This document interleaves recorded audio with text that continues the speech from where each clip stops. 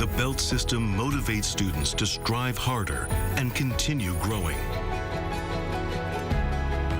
This uniform shapes movement into grace and turns performance into something thrilling.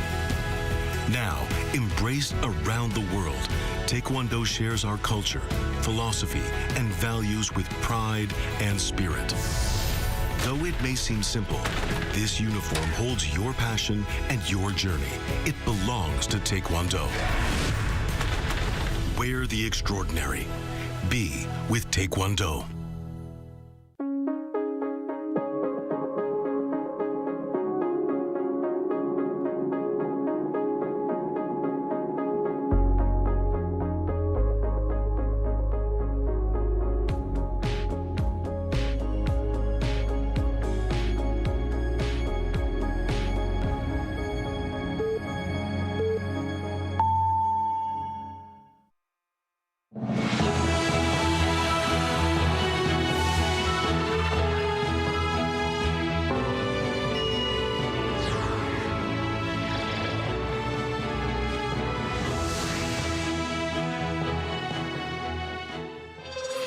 President Lee Jae-myung on lifting outdated regulations for businesses. From punishing businesses to autonomous vehicles, President Lee wants those stymieing business growth to be scrapped.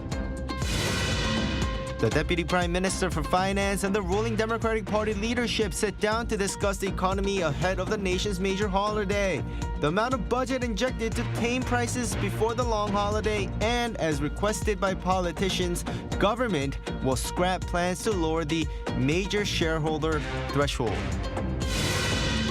The interpellation session kicks off at the Parliament, the first of its kind for the Lee Jae-myung administration. We explain what to expect. Good evening and thank you for joining us. I'm Kim Do-yeon filling in for Kim Da-mi. We begin with the top office. President Lee Jae-myung today chaired an open debate on lowering regulatory burdens for South Korea's economic growth. Our presidential office correspondent Song Yu-jin starts us off. Regulatory reform is the key to the growth of South Korea. Presiding over an open debate on Monday with ministers, business leaders, and lawmakers, President Lee Jae-myung called for sweeping changes to what he described as outdated, policymaker-centered rules. 불필요한 규제는 없애거나 축소하고 필요한 규제는 확대 강화하자.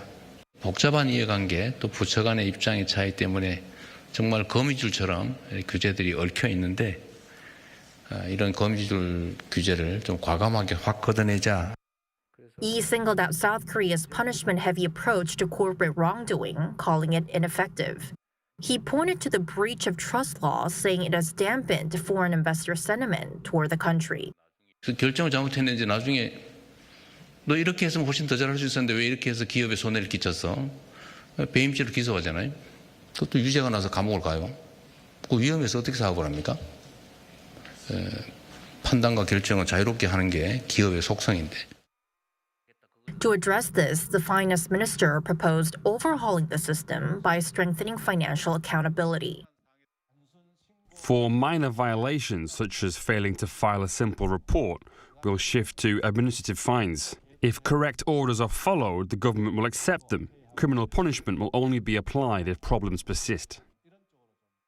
The discussion also highlighted regulatory hurdles facing emerging industries such as artificial intelligence and mobility. Proposals included creating a platform for data trading to address copyright and pricing issues and expanding test zones for self-driving vehicles. Currently, only 132 autonomous cars are operating in 47 pilot areas across South Korea, which lags far behind China and the U.S., where thousands of vehicles are being tested. Monday's debate marked the first of its kind under the Lee administration. The presidential office will establish a presidential committee for regulatory reform and hold follow-up debates to gather more opinions. Song Yu-jin, Arirang News.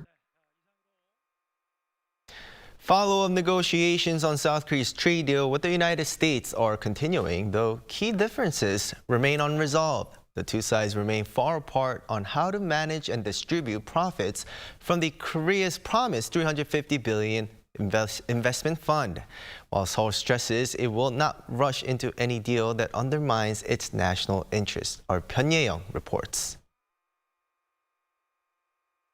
Trade talks between South Korea and the U.S. are set to continue as Trade Minister Yeo Han-gu leaves for the U.S. on Monday to meet with the United States Trade Representative Jamieson Greer. Industry Minister Kim Jong-un returned home the previous day after follow-up discussions with U.S. Commerce Secretary Howard Lutnick on the trade agreement reached in July. Under that deal, the U.S. had agreed to cut reciprocal tariffs from 25% to 15% in exchange for Seoul pledging investment worth $350 billion. But follow-up talks have proven difficult.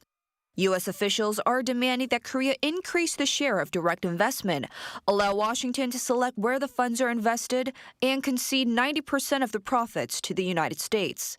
For Seoul, such terms are seen as unfair. The presidential office has reiterated that no hasty decision will be made at the expense of the nation's interest. The president has previously described Korea's stance as defensive. We are conducting negotiations with the aim of protecting national interests to the fullest.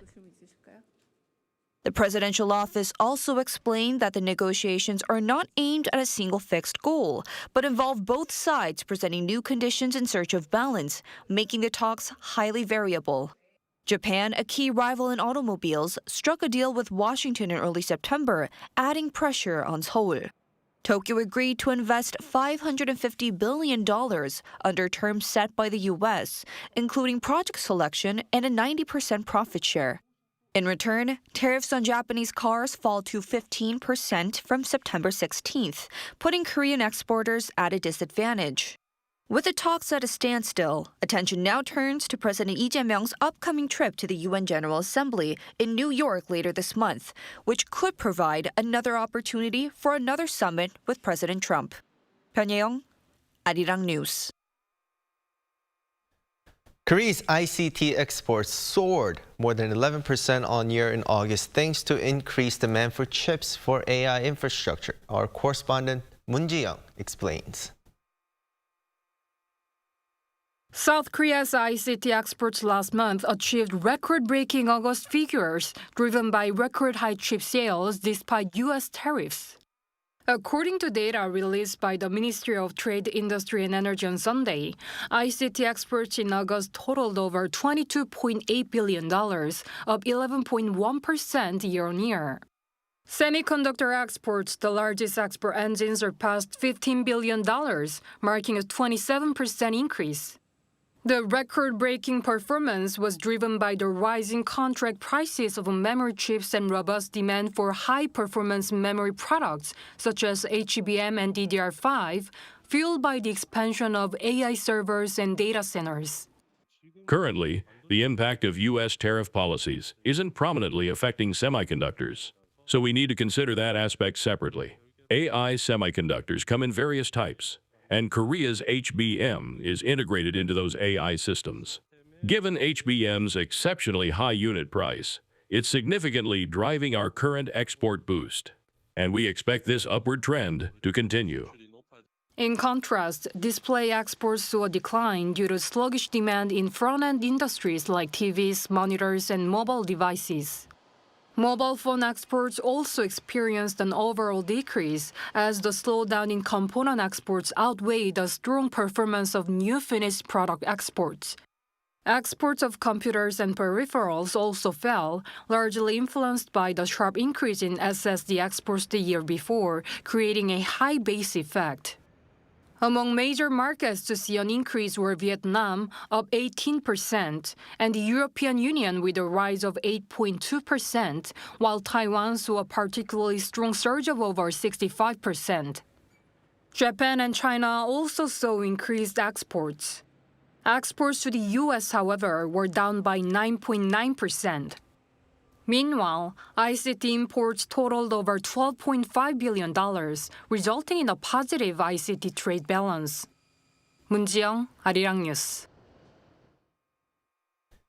South Korea's KOSPI soared to a new all-time high and closed above 3,400 points on Monday. Pundits claim that the government's decision to maintain the current tax threshold for major shareholders might have contributed to the rally. For more, our Park Jun-ah explains. The decision by the government to maintain the major shareholder threshold for capital gains tax at 5 billion Korean won, or around $3.6 million, has fueled the KOSPI rally. Adding momentum to its record-breaking streak for a fourth straight session, the KOSPI closed above the 3,400 mark on Monday for the first time in its history. The market had temporarily stalled since July after news that proposed tax reform would slash the capital gains tax threshold for major shareholders to 1/5 of its current level. But stocks started to bounce back after President Lee Jae-myung suggested last Thursday that the measure might be revised. 야당도 요구하고 또 여당도 또 그냥 놔두면 좋겠다는 의견이고 저한테 메시지도 막 많이 오고 그런 걸 봐서는 굳이 뭐 50억을 10억으로 내리자 반드시 그렇게 해야 되겠다 그렇게 생각하지는 않습니다. After President Lee publicly addressed the possibility of leaving the threshold unchanged, Deputy Prime Minister and Minister of Economy and Finance Koo Yoon-chul confirmed the government's decision to maintain the current level. There was considerable deliberation regarding the major shareholder threshold for capital gains tax on stock transfers. Officials weighed the need for fair taxation against the goal of supporting and energizing the capital market. After considering both public opinion and the party's position, the government decided to keep the threshold at 5 billion won. The professor of economics said the decision to leave the tax threshold unchanged brought stability to the stock market. From the perspective of stock investors, maintaining the 5 billion won threshold means holdings below this level remain unaffected, helping to stabilize stock prices. By keeping the threshold, the administration has also encouraged investors who previously considered selling to hold on to their positions, which positively impacts the stock market. Now, attention is focused on stabilizing foreign exchange rates and the upcoming U.S. Federal Reserve interest rate decision, as well as the U.S. Fed's future guidance that could impact global stock markets. Park Jun-ah, Arirang News. The government and ruling party have announced a series of measures to help ease the cost of living ahead of the Chuseok holiday. The plan includes boosting the supply of high-demand items to a record level. Our political correspondent, Shin Ha-young, has the details. Ahead of the Korean version of the Thanksgiving holiday, Chuseok, the government and the ruling party are rolling up their sleeves with ways to help ease grocery costs. The plan was announced on Monday at a meeting between the administration and the Democratic Party. Rising prices during the holiday season shouldn't be taken for granted. We hope the government's plan to supply record amounts of vegetables, meat, and other essentials goes smoothly. The party's price task force will track price drivers from production and work on fundamental solutions on the ground. As part of the efforts, the government is increasing the supply of key grocery items for Chuseok, including apples, pears, and chestnuts, to a record 172,000 tons. We will boost the supply of 15 key grocery items and spend a record 50 billion Korean won on discounts to help lower people's grocery bills. After the meeting, the DP said that the government will also provide an additional 25,000 tons of rice to stabilize prices, while vulnerable groups will be eligible for a 20% discount. To boost domestic consumption, the government will issue 150,000 accommodation coupons for use in special disaster zones that have been heavily hit by natural disasters. Highway tolls will be waived for 4 days starting October 4th, and KTX and SRT train tickets for travelers from the provinces to the capital area during the Chuseok holiday will be discounted by up to 40%. The government will also spend a record 43.2 trillion won, or about $31 billion, to provide greater support for small business owners as well as small and mid-sized companies. Meanwhile, the DP called for thorough preparations to avoid confusion over the government's second round of livelihood recovery consumption coupons, which will begin accepting applications next Monday, with the government pledging to do its best for a smooth rollout. Shin Ha-young, Arirang News. Applications start today for the government's nationwide payback program that reimburses consumers for part of their credit card spending. In an effort to revive household demand and support small businesses, the 3-month program offers monthly refunds of up to 100,000 won. That's roughly $74 for adults whose card spending has exceeded their monthly average spending in 2024. All residents of age who used a credit card or debit card last year are eligible to apply, including foreign residents. Applications will remain open from September 15th to November 30th, and payouts begin October 15th, with subsequent refunds distributed on the 15th of each following month. Refunds will be issued as digital onnuri gift certificates valid for 5 years and are capped at 300,000 won over 3 months.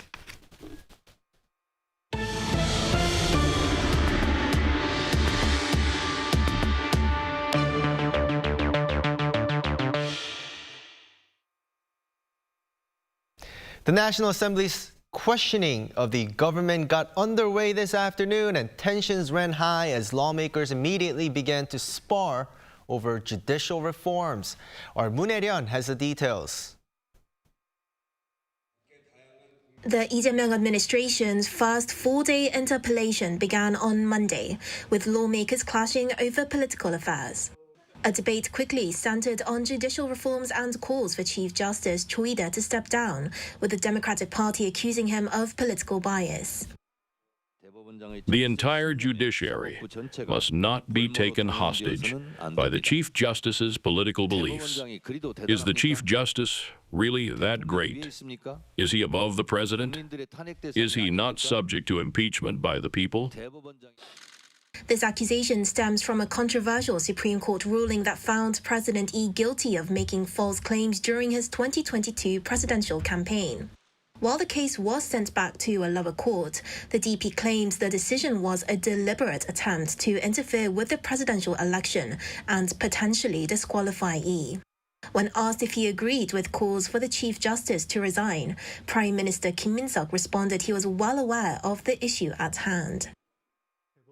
I am well aware of the reasons why the public has been disappointed with the Chief Justice and the judiciary. But People Power Party leader Chang Dong-hyuk argued the move was just to shield Lee, noting his trials were frozen after his election victory. The PPP also criticized plans for a special tribunal on insurrection, tied to former President Yoon Suk-yeol's failed martial law order in December. As they push ahead with a special insurrection tribunal, they must be worried that these 5 trials could be resumed. The resignation of Chief Justice Cho is not about principled agreement. It is what the presidential office wants most. The debate has now become a central issue in the broader discussion about the separation of powers. The Assembly's government Q&A session will continue to address state affairs in the coming days, foreign affairs and security on Tuesday, the economy on Wednesday, and culture as well as education and social issues on Thursday. Moon Hae-ryun, Arirang News. Seoul and Beijing's top diplomats will meet in person for the first time this week as Foreign Minister Cho Hyun makes his first visit to China since taking office. According to the Foreign Ministry on Monday, Cho will make a 2-day trip to China on Wednesday, and the two sides will convene the first Korea-China foreign ministers meeting under the Lee Jae-myung administration. Their discussions are expected to include preparations for next month's APEC leaders meeting in Gyeongju, a possible visit by President Xi Jinping, and ways to advance the two countries' strategic cooperative partnership. President Lee Jae-myung has appointed attorney Cha Ji-hoon as South Korea's new ambassador to the United Nations. The Foreign Ministry announced Cha's appointment on Monday. An attorney and a former alumnus of President Lee at a judicial institute, Cha previously served as legal counsel to Seongnam City and was part of Lee's defense team in a 2020 election law case that ended in acquittal. Unlike other ambassadorships, the UN post does not require host country approval, so Cha is expected to take up his post in New York soon. At this year's Toronto International Film Festival, South Korean director Park Chan-wook's No Other Choice won the International People's Choice Award, which was newly created this year. Director Chloe Zhao's adaptation of Hamnet won the top prize, the People's Choice Award. According to festival officials, the drama on Shakespeare's life, based on Maggie O'Farrell's award-winning novel of the same name, earned the festival's highest honor. The Toronto Festival, now in its 50th year, is the largest film festival in North America and wrapped up on Sunday local time. On September 11th, South Korean actor Lee Byung-hun received a Special Achievement Award at the festival.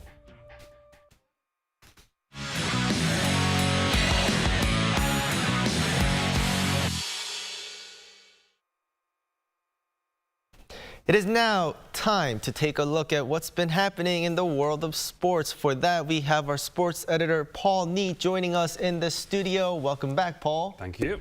Now let's begin with football. Heung-min had already scored his first MLS goal, but his second will carry greater meaning for him.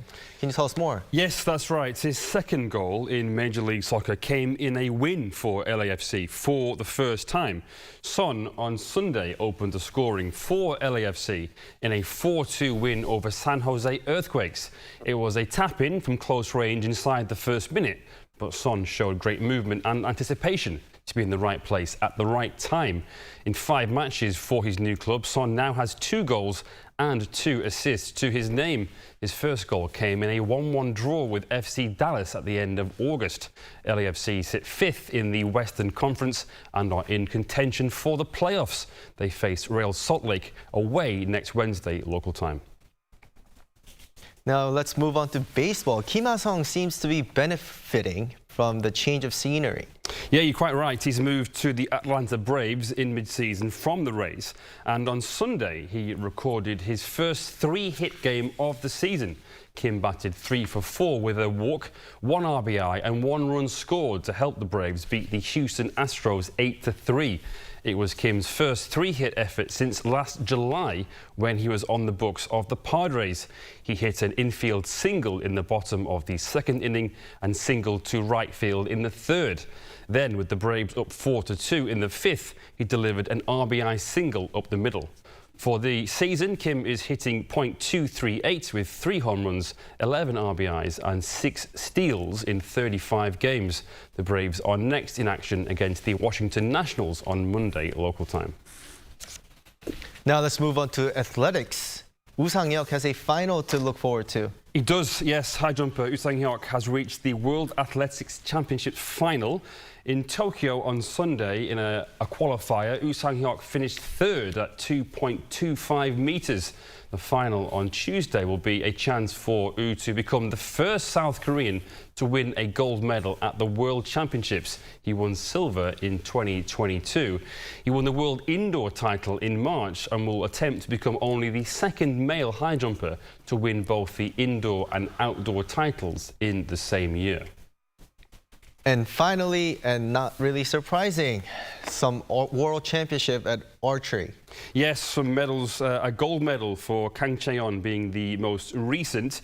On Friday at the World Archery Championships held in Gwangju in South Korea, Kang won the women's recurve gold. She beat Zhu Xingyi of China 7-3 to win what was her very first individual world title. She actually beat An San in the semis, who went on to win bronze. Her previous best was silver in 2019, but won team Olympic gold in 2021. The last 5 World Championships have now produced 5 different women's recurve individual champions. Korea finished this year's Worlds with 2 gold medals, 1 silver medal and 3 bronze medals in recurve and 1 bronze in compound. All right, thank you for that wrap up, and we'll see you next week. Thank you.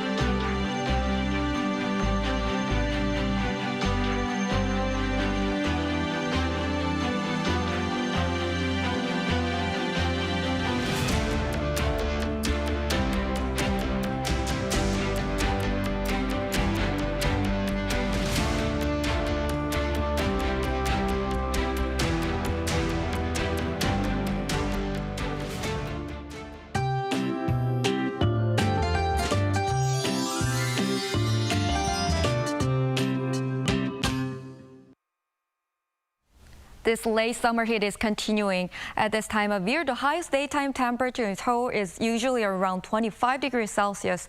However, it rose to 30 degrees Celsius, far above the average level. There were still many areas where the temperature rose to 33 degrees, mainly in the south where heat wave advisories was issued. In addition, showers are forecast across the country tomorrow. Rain will begin in the central and western parts late at night and will spread far across the country on Wednesday. Up to 40 millimeters of heavy rain is expected around the eastern parts of Gangwon-do province the day after tomorrow. Tomorrow, Seoul, Daejeon, Gwangju, and Daegu will start off at 23 degrees. Daily highs move up to 29 degrees in Chuncheon, 31 degrees in Gwangju and Busan. As the rain clouds approach all over the country, the late heat will gradually fade after the rain stops. That's all for Korea. Here are the weather conditions around the world.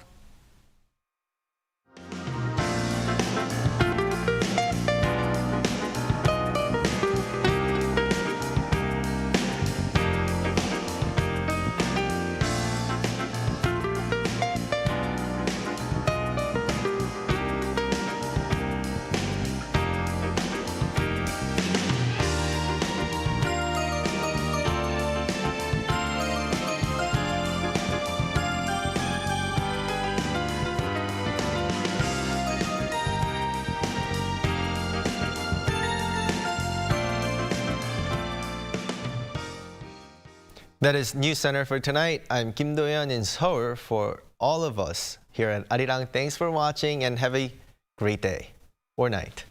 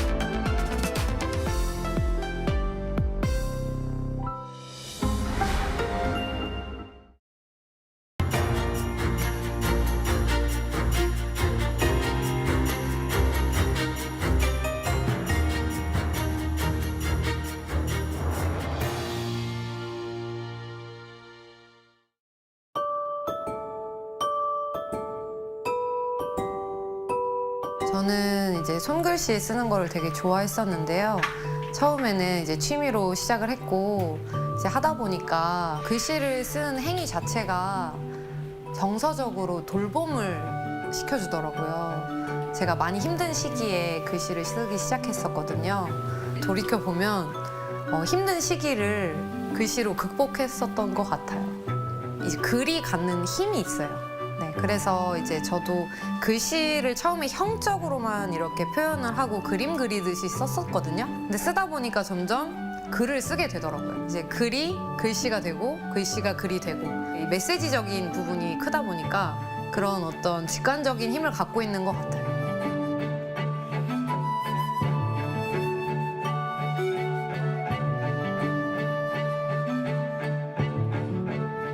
이렇게 글씨를 쓰는 행위 자체가 되게 아름답다고 느꼈거든요.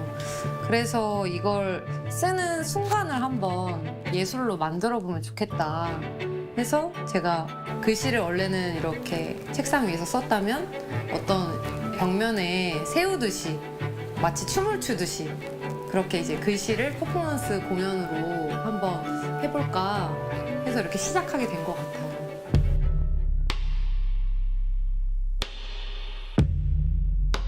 외국인 분들도 이걸 뜻을 알지 못해도 되게 아름답다고 느끼시고 예쁘게 봐주시는 것 같더라고요. 여러 기억이 있지만 또 카타르에서의 경험이 되게 기억이 나요.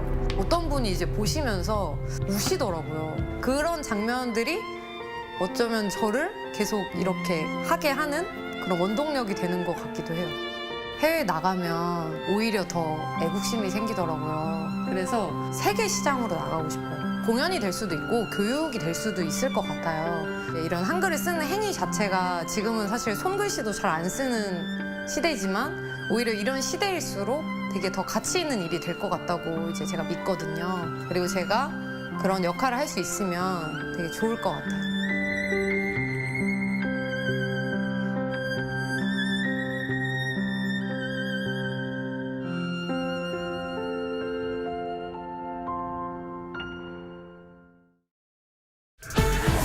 Held its first debate over the weekend. The economy is expected to expand 2.5% this year. Boosting Korea's ties with its global partners on the sidelines of the Status UN summit.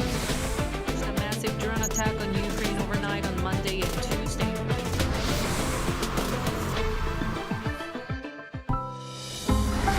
Arirang.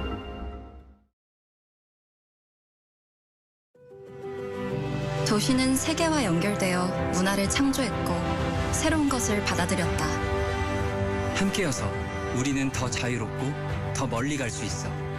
닫힌 문이 아니라 열린 질문으로. 나에게 APEC은 자유, 융합, 국제성, 다양성, 포용, 개발. 신라의 정신이 APEC 2025로 이어집니다.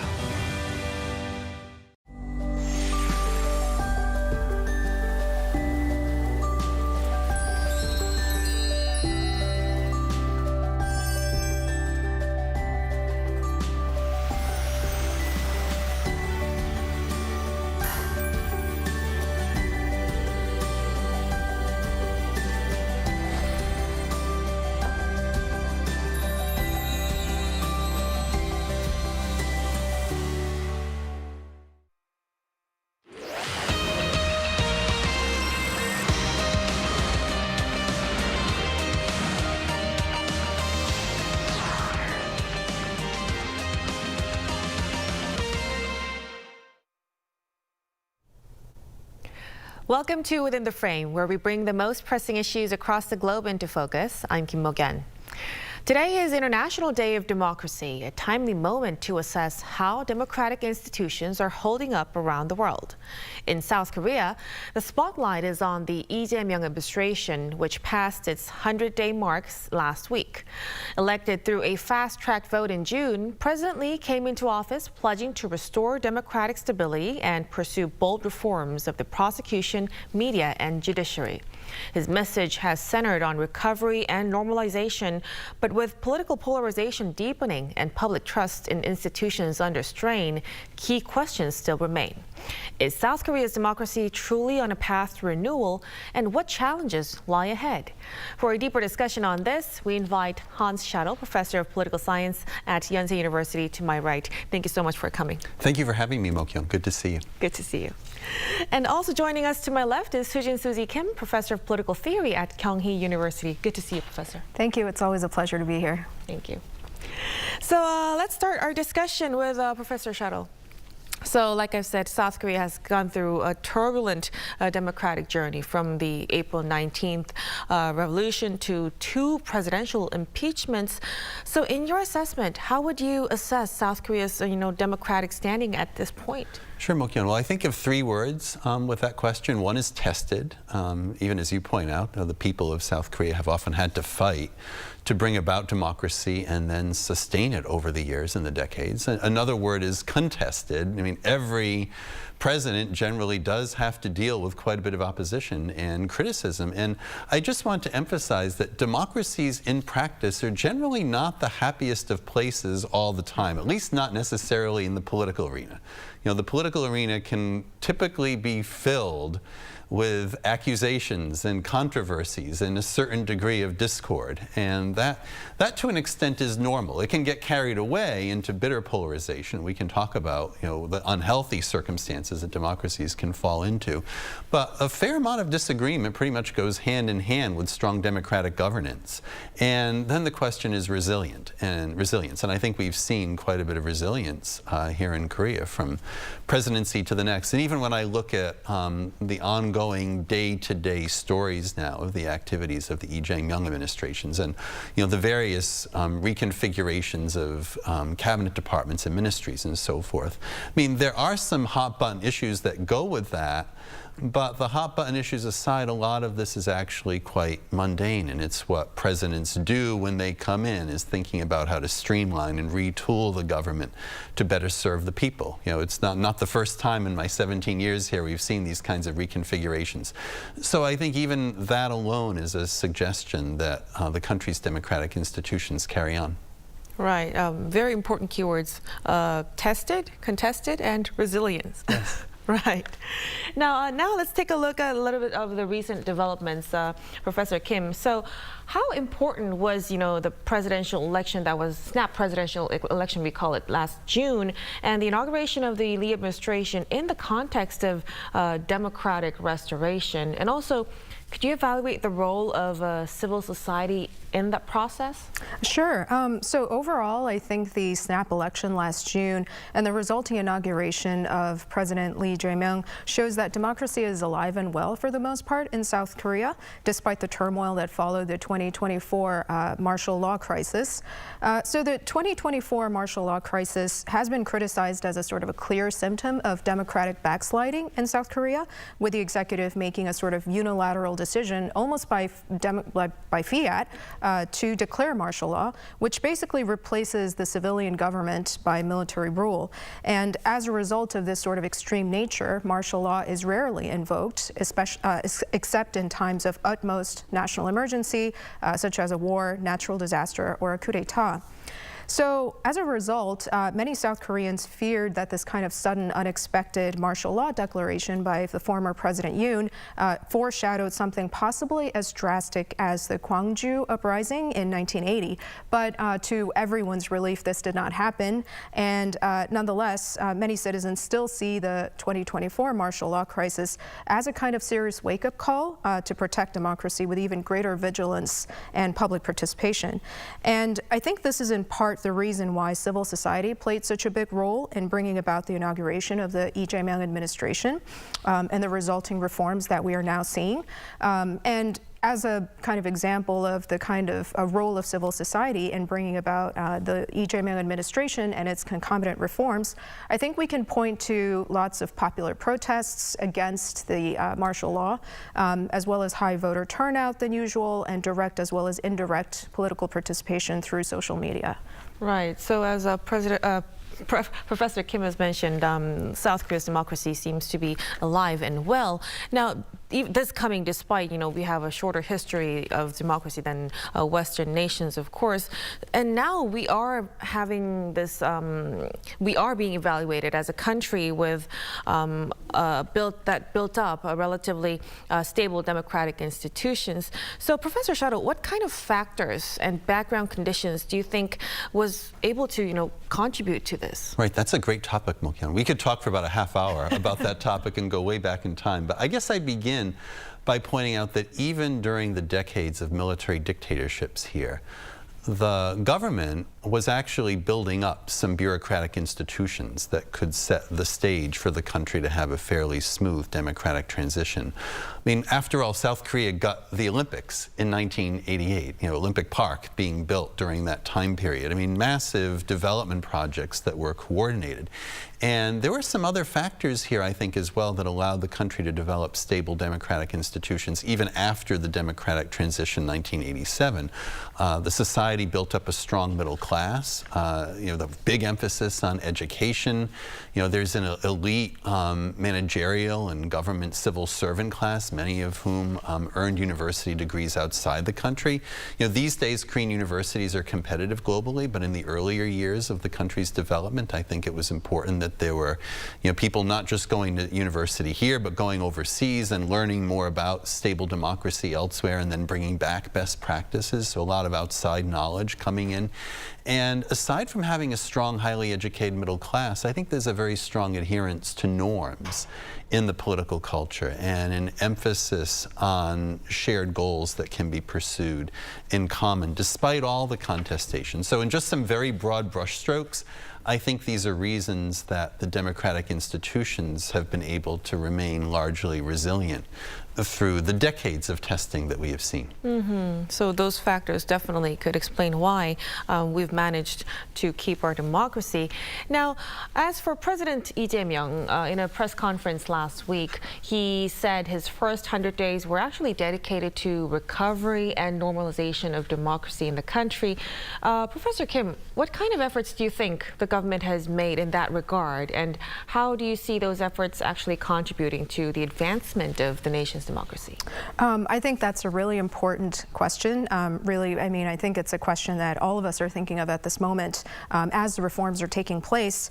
So the Lee administration is making various efforts to restore democracy in the wake of the martial law crisis, but there are three sort of major areas of reform which I think is worth sort of paying particular attention to. So the first reform is the reform of the prosecution office, or the prosecutorial office. So with respect to the prosecutorial reform, the Lee administration's main focus has been geared towards preventing excessive centralization of power in the prosecutor's hands. So the main worry that according to the Lee administration is that too much centralization of power in the public prosecutor's hands has brought about biased investigation and prosecution of innocent victims, especially those who happen to be allied with the opposition party. So one of the main sort of prosecutorial reforms along these lines concerns the separation of the criminal investigation procedure and the actual prosecution procedure. So this would effectively dissolve the existing public prosecution office, which has existed for 78 years. So this is a really radical sort of reform. And instead, these reforms would establish a new agency under the Ministry of Justice, which indicts serious crimes like insurrection, corruption, drug crimes, election law violation, and so on. And on the other hand, there would be established another new agency that takes charge of the criminal investigation process, which would be set up under the Ministry of Public Administration and Safety. So as we can plainly see, the separation of investigative and prosecutorial functions to these different government branches is meant to sort of reduce the concentration of power in the hands of the public prosecutor, and therefore bring about fair investigation and prosecution. Now, there are still lots of criticisms against this sort of prosecutorial reform, which, as I said before, is very radical in nature. So one of these criticisms is that, the entire sort of criminal investigation process would be weakened and it would be ineffective because a lot of the prosecutors, because of the dissolution of the prosecutorial office, they would now have to either go to the Ministry of Justice or the Ministry of Public Administration, but then they would be reluctant to do so for various kinds of reasons. And again, this has to do with the lack of the prosecutor's right to conduct supplementary investigation, which would again deprive the prosecutor of rights to conduct further investigations, which again, according to existing prosecutors, is very important for a thorough and just investigation into criminal cases. So there has been lots of these criticisms, and another sort of criticism that might be worth mentioning is that especially those from the opposition party see these kinds of prosecutorial reforms as a form of political retaliation against the former President Yoon's party, the People Power Party. And these worries have been receiving more attention as a result of the closing down of the Facebook account of a lawyer named Kim Jong-min, who heavily criticized the Lee administration's prosecutorial reform. So these are some of the things worth paying attention to. And the second reform that has been highlighted is obviously the reform of the judiciary. So primarily, the Lee administration has proposed to institute a special tribunal for the insurrection of former President Yoon, and many people see this as a kind of unconstitutional move, a threat to the independence of the judiciary from the legislative branch, and therefore a threat to democracy itself. And this is because, the prevention of tyranny crucially depends upon a clear separation of powers between the three different branches of government, so the legislature, the executive, and the judiciary. Now, with this kind of institution of a special tribunal for the insurrection, the judiciary essentially collapses into the legislature, which in its current state is dominated by the ruling Democratic Party. So then there would be really no separation of powers, and that would it would be hard to avoid a decline in South Korean democracy as a result. And another judicial reform that I really need to point out here is to expand the Supreme Court judiciary from its current 14 members to 30 members and include people from various underrepresented groups such as women, lawyers, as well as citizens who are not legal professionals. So again, this is a very sort of radical reform proposal. So the aim of expanding the judiciary in this manner is to give everyone a substantive right to a fair trial, both because the existing judiciary is too small to handle over 4,000 cases per year, and members of the existing judiciary is not representative of all the diverse groups within South Korea.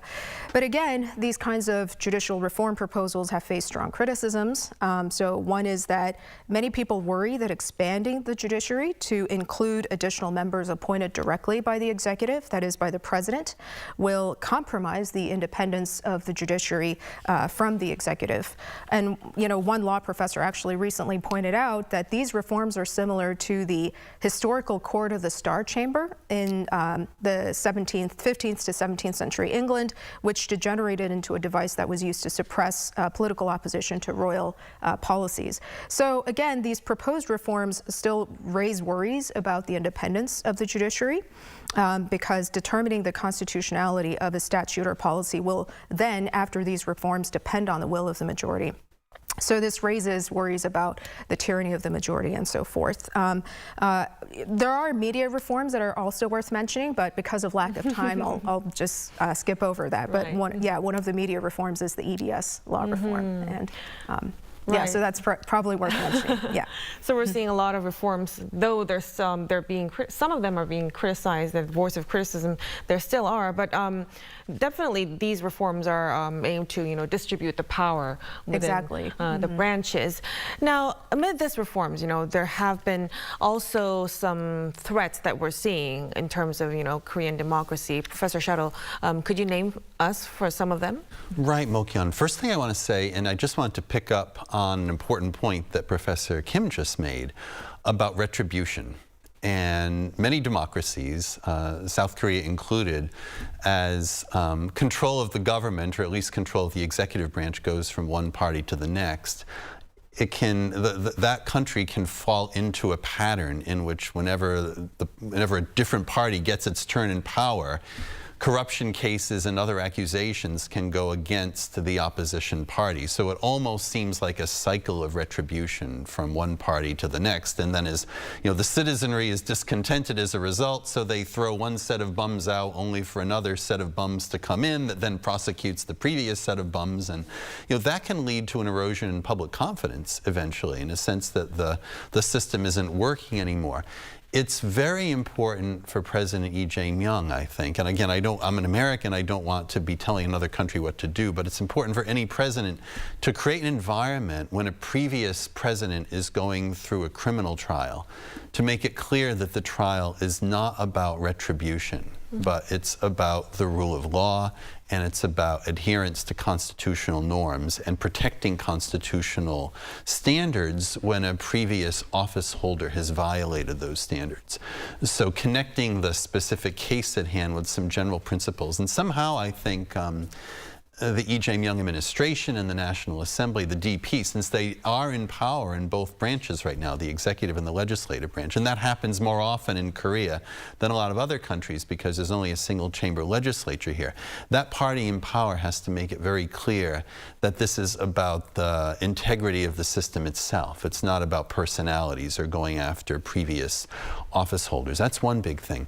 Another threat that all democracies around the world really are dealing with right now in the social media age, and we're seeing it here in Korea, is that the citizenry also increasingly doesn't share the same basis of information for having the truth. The understanding of the citizenry as to what the truth might be is not even necessarily the same thing. It's not like everybody now goes home at night and watches the network news programs, which have all been vetted by professional journalists, and the most important agendas are presented to the public.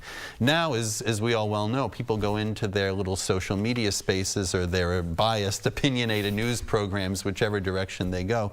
That sets up different versions of reality. And one version of reality that we've been seeing here in Korea is the version that is contesting the outcome or contesting the integrity of the presidential election in June. You know, just a week and a half ago, there was a conference out in Ilsan at which many activists from what we would probably classify as radical right, with activists from the U.S. side, some of them coming over in person, some of them speaking virtually through high-tech platforms. Steve Bannon, one of President Donald Trump's key advisors over the years, was telling the Korean people that their election was stolen. Charlie Kirk, who tragically was just killed a few days after his visit here, was also raising questions about whether the CCP is somehow controlling Korean politics.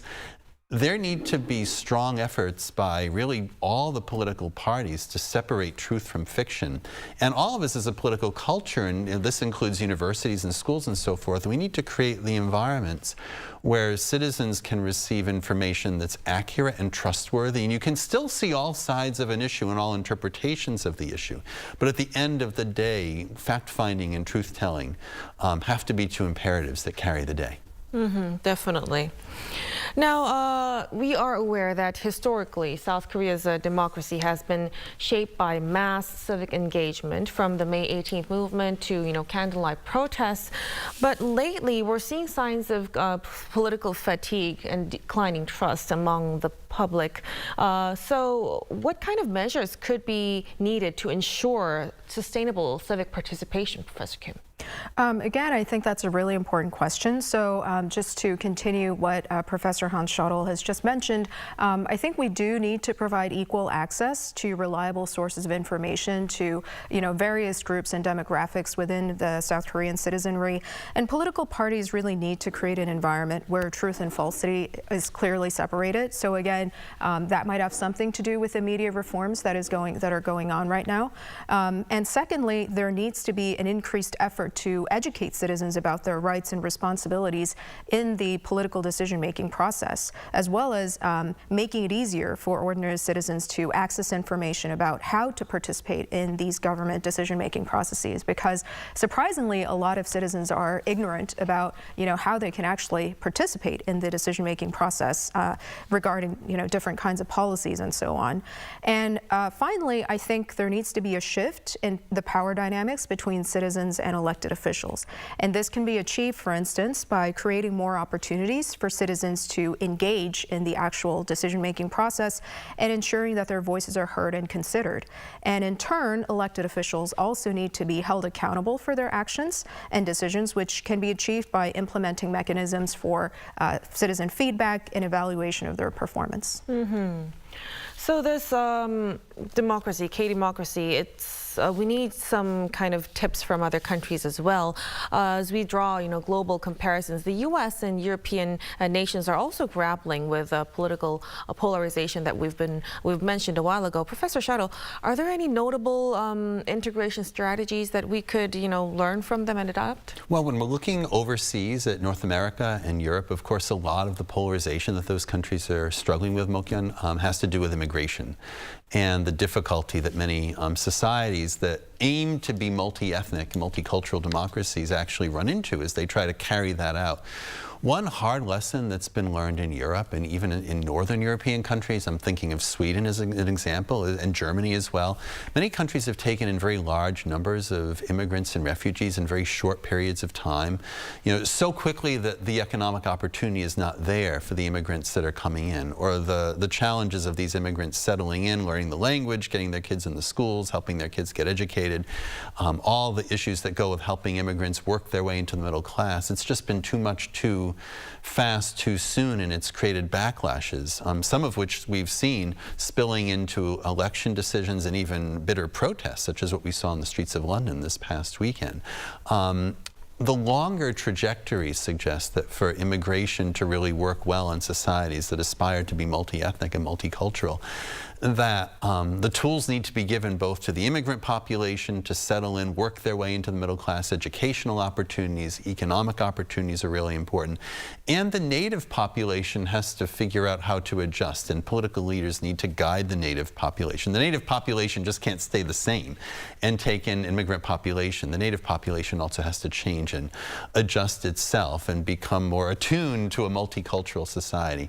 And this is a decades, even centuries long endeavor. endeavor. So this is the endeavor that Korea will be going into, especially as its birth rate declines in the coming years. Already an issue that we're dealing with in society is for the Korean society to regenerate. It likely will be in a form that's somewhat more multi-ethnic than what we've had over the decades. So there's a lot to learn from and to try to work with going forward. So among that, what kind of measures could South Korea actually put into, context, you think? Well, a lot of the same measures that the local population is concerned about. Good jobs for young adults, regardless of one's background. Some changes to the educational system that might make it easier for international residents to work their way through the Korean educational system. Less stress for Korean high school students as well. More opportunity, more social welfare programs for new moms to help raise families. A lot of the kinds of policies that pretty much everybody supports and both parties support. I think we've talked about this in the aftermath of the election, that nevertheless are very hard for presidents and parliaments to deliver because they get bogged down in the inter-party rivalries. I'd love to see in this country if both the DP and the PPP can get on the same page for some of these issues and try to take the country in a direction where it could continue to be a kind of role model for other democracies around the world. Right. We all hope for that. So let's hope that day will come someday. But as for now, we'll have to conclude our discussion here at this point. Thank you so much for your insights, Professor Shadow. Thank you again for having me, Mo-Kim. Pleasure. Thank you. And Professor Kim, of course. Thank you again for having me. And that'll be all from us on Within the Frame. Be sure to tune in again next time as we continue to explore the stories that matter. Till then, stay informed and engaged.